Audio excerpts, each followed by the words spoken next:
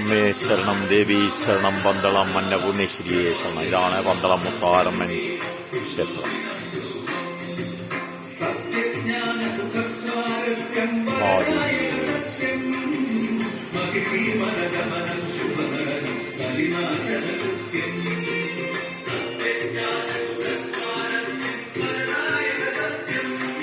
ഗണപതി നമ. ആ ഗണപതി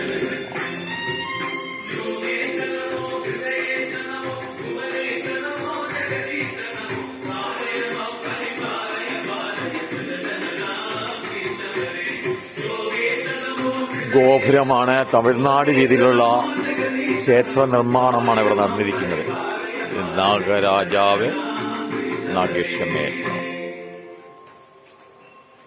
5 പണത്തോടു കൂടിയുള്ള 2 പേരും 5 പണം.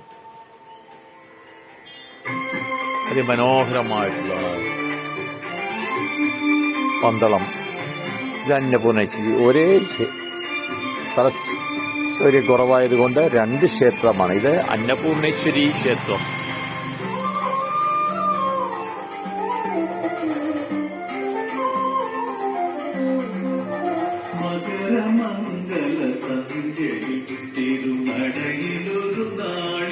സുബ്രഹ്മണ്യന്റെ ബാലസുബ്രഹ്മണ്യനാണ്. സുബ്രഹ്മണ്യം വരെയുള്ള അന്നപൂർണേശ്വരിയുടെ ഇരുവശത്തുമായിട്ട് ഗണപതിയും സുബ്രഹ്മണ്യനും ഇതൊരു ക്ഷേത്ര ഭാഗമാണ്. ഇത് പന്തളം മുത്താരമ്മൻ ക്ഷേത്രമാണ്.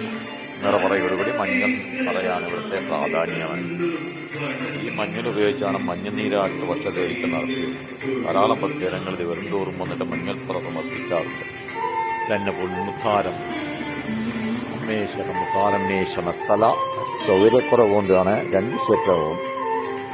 അന്നപൂർണേശ്വരി ദേവി കിഴക്കോട്ട് ദർശനമായിട്ടും മുത്താരമ്മ പടിഞ്ഞാറ് ദർശനമായിട്ടാണ് ഇവിടെ കുടികൊള്ളുന്നത്. മഹാദേവിയെ ശരണം, മുത്താരമ്മേ ശരണം, മാര്യമ്മേ ശരണം. 2 തമിഴ്നാട് രീതിയിലാണ്. മുഴുവോട്ടുണ്ട്, ഗോപുരമുണ്ട്. ഈ ചിട്ട കാരണം കൊണ്ട് കാണാൻ പറ്റാത്ത രീതിയാണ്. നല്ല അതിമനോഹരമായിട്ടാണ് നിർമ്മാണ പ്രവൃത്തി ചെയ്തിരിക്കുന്നത്. ഉപദേവതകളായിട്ട് കണ്ഠാകർണസ്വാമിയുണ്ട്. അതുപോലെ തന്നെ മാടസ്വാമി,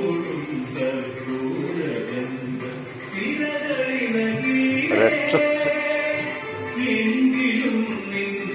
യോഗീശ്വരന്, ഭൈരവി, ഇവരാണ് ഉപദേവതകളായിട്ട് ഇവിടെ കൊടികൊള്ളുന്നത്. അതിമനോഹരമായിട്ടുള്ള ഒരു ഓഡിറ്റോറിയം ഉണ്ട്. അതിന് മുൻവശത്ത് തന്നെ, നേരെ മുൻവശത്ത് തന്നെയാണ്.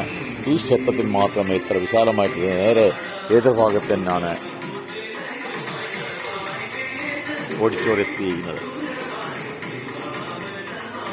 മനോഹരമായിട്ടുള്ള ക്ഷേത്രമാണ് പന്തളം മുത്താരമ്മൻ ക്ഷേത്രം.